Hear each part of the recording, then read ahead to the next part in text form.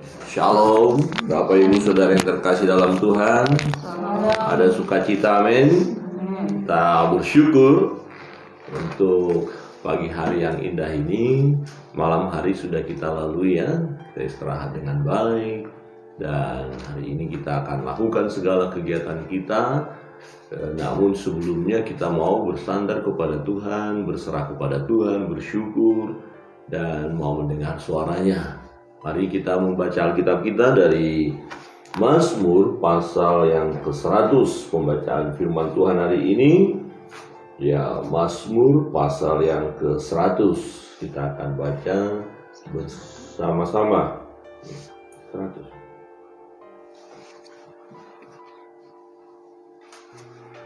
Ya. Mari kita baca bersama-sama. Pujilah Allah dalam baitnya. 1, 2, 3. Mazmur untuk korban syukur. Bersorak-soraklah bagi Tuhan, hai seluruh bumi. Beribadahlah kepada Tuhan dengan sukacita.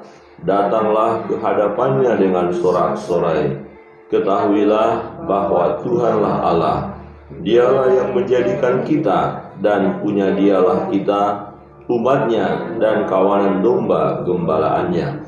Masuklah melalui pintu gerbangnya dengan nyanyian syukur, ke dalam pelatarannya dengan puji-pujian. Bersyukurlah kepadanya dan pujilah namanya, sebab Tuhan itu baik, kasih setianya untuk selama-lamanya, dan kesetiaannya tetap turun-temurun. Demikian jauh pembacaan firman Tuhan.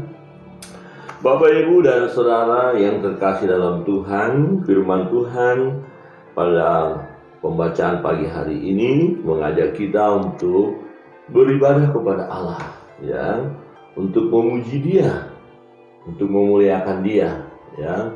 Diingatkan bahwa semestinya lah kita beribadah kepada Tuhan. Semestinya lah kita masuk dalam bait-Nya yang kudus. Semestinya lah kita menyembah Dia. Semestinya lah kita bersorak-sorai di dalam Dia. Mengapa kita bersorak-sorak di dalam Tuhan? Mengapa kita harus beribadah kepada Allah? Di dalam ayat 2 dikatakan, beribadahlah kepada Tuhan dengan sukacita, datanglah ke hadapannya dengan sorak-sorai. Ketahuilah bahwa Tuhanlah Allah. Jadi kita bersorak-sorak, datang kepada Tuhan, memuji Dia, menyembah Dia, karena memang Dia Tuhan. Dia adalah Allah, ya, yang menjadikan, dikatakan, yang menjadikan kita. Dialah Allah, ya, Dia yang menjadikan kita, dan punya Dialah kita, umatnya dan kawanan domba gembalaannya. Siapakah kita di hadapan Allah? Kita yang dimaksud di sini adalah orang percaya, ya, orang percaya, orang yang takut akan Tuhan, orang yang datang beribadah kepada Tuhan, orang yang menyembah Tuhan. Siapakah dia? Orang percaya ini adalah, ya, punya Allah, punya Dialah kita, katanya di dalam firman ini. Ya, dikatakan dalam firman, punya Dialah kita. Jadi kita ini miliknya Allah, kepunyaan Allah. Jadi kita tunduk dalam, ya, kekuasaan Allah itu. Kita harus tunduk kepada Allah. Apapun yang Allah lakukan dalam hidup kita, kita harus tunduk, sebab kita ini punya Dia. Nah, kira-kira begini, saya punya HP ini, ya, saya mau, ya, lakukan apa saja kepada HP ini. Tidak ada yang marah, nggak boleh ada yang marah. Ya, karena ini punya saya. Saya gunakan ini, dan HP ini sendiri nggak protes. Ya, karena dia memang punya saya, dan dia tidak punya kemampuan untuk protes. Orang lain pun tidak boleh protes ketika saya, ya, bagaimana memperlakukan HP saya. Karena saya suka HP saya akan rawat, saya akan jaga, saya akan pelihara. Nah, Bapak, Ibu, Saudara yang terkasih dalam Tuhan, kita ini kepunyaan Allah. Ya, kita ini kepunyaan Allah, miliknya Allah. Jadi kita ada di tangan Allah. Kita ada dalam kekuasaan Allah. Jadi kita harus tunduk kepada Allah. Hidup kita ini bukan hidup asal maunya kita saja. Oh, hidup akunya saja, diriku sendiri. Tidak, ada banyak orang yang tidak menyadari tentang hidupnya. Ya, dia tidak menyadari bahwa dia itu kepunyaan Allah. Jadi harus bertanggung jawab kepada Allah, harus berserah kepada Allah. Ya, apa artinya kalau kita menyadari bahwa kita ini punya Allah? Berarti ya kita harus datang kepadanya, sujud kepadanya, menyembah Dia.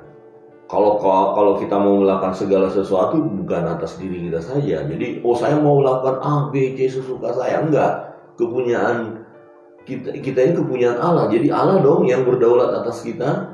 Ya, Allah yang berhak atas kita. Kita harus menyadari itu. Ya, dikatakan Dialah yang menjadikan kita dan punya Dialah kita. Kalau kita ini punya Allah, tentulah Allah bertanggung jawab atas kepunyaannya.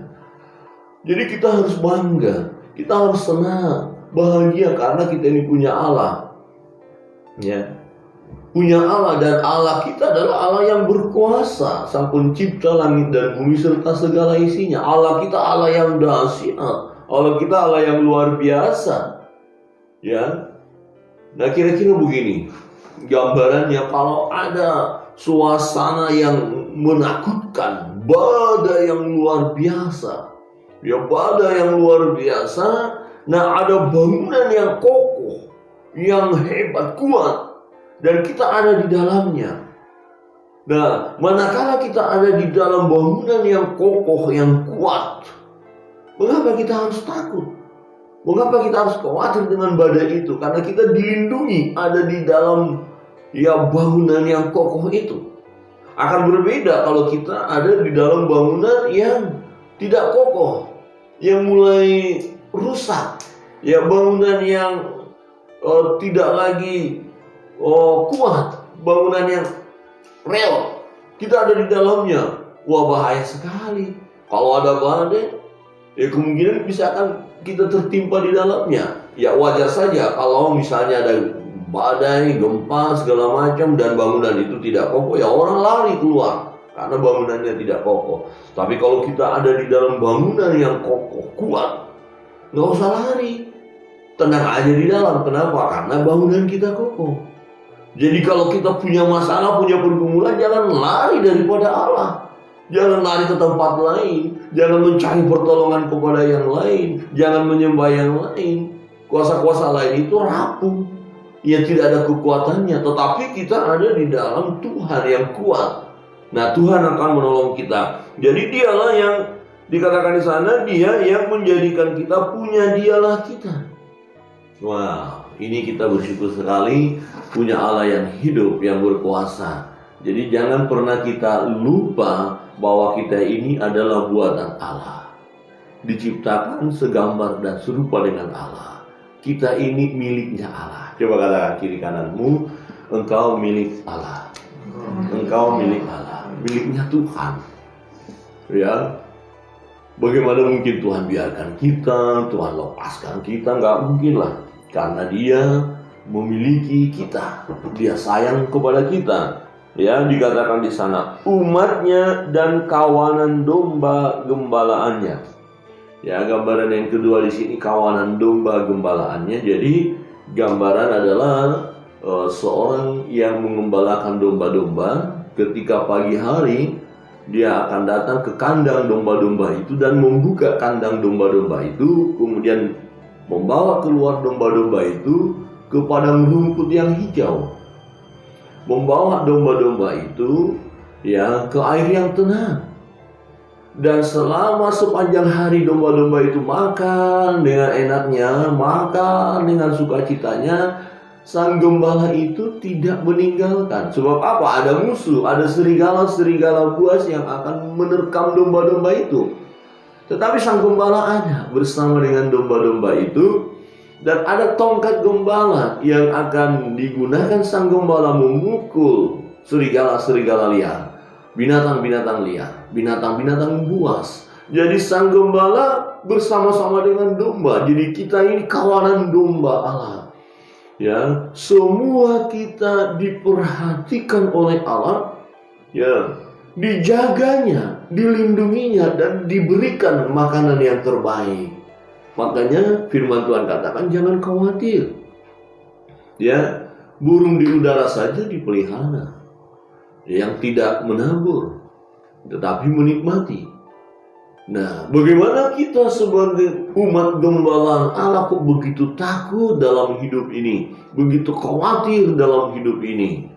Jangan khawatir, karena Sang Gembala itu bersama dengan kita. Katakan kiri kananmu, jangan khawatir. Jangan khawatir, Mas Bro.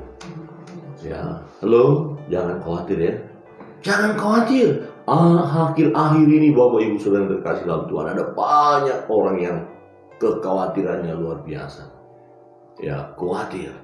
Nah, bagaimana kalau kita terserang virus COVID-19, terpapar? Jangan khawatir, Tuhan sanggup menyembuhkan. Amin. Buat saudara-saudara yang hari ini berjuang menghadapi COVID, hambanya Pak Pastor Riki Kaburuan, Pastor Wandi, keluarga, Tuhan menolong, Tuhan memberkati. Jangan khawatir. Hati yang gembira adalah obat yang manjur. Jadi gembiralah, maka dikatakan bersukacitalah, gembiralah, bahagialah. Ada tantangan, ada masalah, ada pergumulan, ada sakit penyakit. Iya, betul. Hadapi dengan sukacita. Mengapa? Karena Sang Gembala itu bersama dengan kita. Dia tidak tinggalkan kita. Dan sebenarnya obatnya ada pada Dia. Ya, imun untuk tubuh kita ada pada Dia. Ya. Kunci jawaban atas semua persoalan hidup ini ada pada Dia. Di tangannya. Jangan khawatir, di tangan Allah yang perkasa itu. Karena Dia ciptakan semuanya. Ya, virus diizinkan ada. Ya, diizinkan ada. Dan ada maksud Tuhan untuk itu. Dan Dia perhatikan kita. Dia lihat kita. Dia jaga kita. Seperti gembala itu yang ada di depan. Dan domba-domba mengikutinya. Jadi kita sesungguhnya aman di tangan Tuhan, aman di dalam Tuhan, aman dalam penggembalaan Sang Gembala yang baik. Amin. Hidup kita ini aman Bapak Ibu. Ya, mengapa kita terlalu yakin bahwa kita aman? Perhatikan di ayat 5. Sebab Tuhan itu baik. Perhatikan, sebab Tuhan itu baik.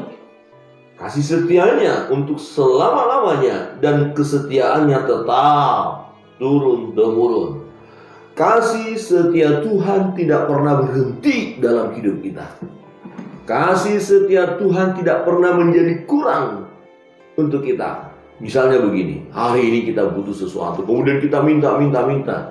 Kemudian besok-besok kita juga butuh, kita minta dikasih Tuhan. Kemudian besok-besok juga kita butuh, kita minta. Tuhan tidak akan bilang, sudah, kemarin sudah minta, hari ini minta terus. Udah berhenti, nggak ada lagi. Stop. Nggak begitu. Ya, karena Dia sumber berkat itu, sumber kasih karunia itu, baginya tersedia segalanya. Apakah ada obat untuk COVID di tangan Tuhan? Ada. Nanti akan Dia berikan kepada orang-orang yang dikasihinya untuk menjadikan obat itu menjadi semacam pil atau apa, diberikan kepada orang-orang yang berhikmat, orang pintar. Buat ini loh, campurannya ini, temukan jenisnya ini. Itu dari Tuhan. Jadi yang terpenting bagi kita adalah kita berdoa kepada Tuhan, minta hikmat kepada Tuhan supaya ada orang-orang yang ahli di bidang itu, diberikan oleh Tuhan pencerahan, sehingga orang-orang yang ada di bidang itu menemukanlah obat itu. Pasti ada. Tidak ada sesuatu yang tidak ada bagi Tuhan. Pasti ada. Ya, seperti ini kan seperti ujian. Ya, ujian ketika kita masih sekolah, kuliah, ada ujian. Kunci soal itu, kunci jawaban ada sama dosen. Ya, ada sama guru-guru. Sudah ada jawabannya. Ya, tapi kita mahasiswa, murid-murid harus berjuang kan, belajar. Akhirnya menemukan juga. Wow, luar biasa. Kita percaya satu waktu obat itu akan ditemukan. Dan kita dengar ada beberapa negara sudah mengklaim bahwa sudah ada obat itu, puji Tuhan. Ya, kita percaya badai ini pasti berlalu. Amin. Kenapa? Kasih setia Tuhan itu loh. Apakah ada kasih setia Tuhan, kebaikan Tuhan ketika terjadi badai seperti ini? Ada. Di tengah badai, wah, kita bisa nikmati kebaikan Tuhan. Di tengah badai justru di situ kita bisa melihat betapa Tuhan itu ada bersama dengan kita. Tak kala ketakutan dunia mulai menyerang kita, kekhawatiran segala macam, dan kita tahu ada Tuhan bersama dengan kita, dan kita berserah kepadanya. Saya percaya saudara dan saya, ketika kita lakukan hal itu, datang kepada Tuhan, masuk dalam baitnya yang kudus, masuk dalam hadiratnya, sembah Dia, sujud Dia, dan nikmati hadirat Allah, kita akan merasakan kebahagiaan. Percayalah, kita akan merasakan. Itu sebabnya suatu ketika pemazmur berkata, hanya dekat Allah saja aku tenang. Ini yang menjadi persoalan dalam hidup umat manusia. Kita kok begitu ragu-ragu mendekatkan diri kepada Tuhan. Kadang-kadang kita ini begitu sombong, seolah-olah kita nggak butuh Tuhan. Ya, hanya dekat Allah saja aku tenang. Dia gembala yang baik. Bahkan kita ini kepunyaannya. Ya, kita ini kepunyaan. Dia pelihara kita, Dia jaga kita, Dia berikan yang terbaik kepada kita, berkat-berkat diberikan kepada kita, dan kasih setianya tidak pernah berubah. Bapak, Ibu, dan saudara yang terkasih dalam Tuhan, mari serahkan hidupmu kepada Dia. Jangan menunda-nunda untuk datang kepada Tuhan. Jangan menunda-nunda untuk bertobat. Jangan mengandalkan diri sendiri. Jangan mengandalkan kekuatan manusia. Tapi andalkanlah Tuhan dalam hidup ini. Berserahlah kepadanya. Tuhan, ini aku, ini hidupku, aku serahkan kepadamu. Tuhan, ini aku punya beban, aku punya pergumulan. Aku tahu Engkau bersama dengan aku. Engkau memberikan kelegaan kepadaku. Tuhan, ini kehidupan rumah tanggaku. Aku percaya Engkau memberikan yang terbaik dalam rumah tanggaku. Sebab kami ini adalah milik-Mu. Jadi serahkan rumah tangga kita, hidup kita. Tuhan, ini usahaku, keadaan parah saat ini Tuhan. Sulit, kolek Tuhan. Tapi aku tahu Engkau sanggup Tuhan memulihkan usahaku, bisnisku, pekerjaanku. Aku tahu aku ini milik-Mu. Engkau tidak akan membiarkan aku terlantar. Engkau tidak akan membiarkan aku mencari pengemis. Engkau tidak membiarkan aku menderita, merana. Ya, merana, bukan menara. Ini salah diulang lagi. Merana. Ini kok yang lucu. Merana. Tuhan tidak akan biarkan kita. Ya, apabila ia jatuh, tak sampai tergeletak. Sebab Tuhan menopang tangannya. Wow. Hari ini Bapak Ibu mari datang kepada Tuhan. Apapun beban pergumulan kita serahkan kepada Dia. Dia Allah kita, Bapa kita, Tuhan kita yang baik. Kiranya Tuhan memberkati kita.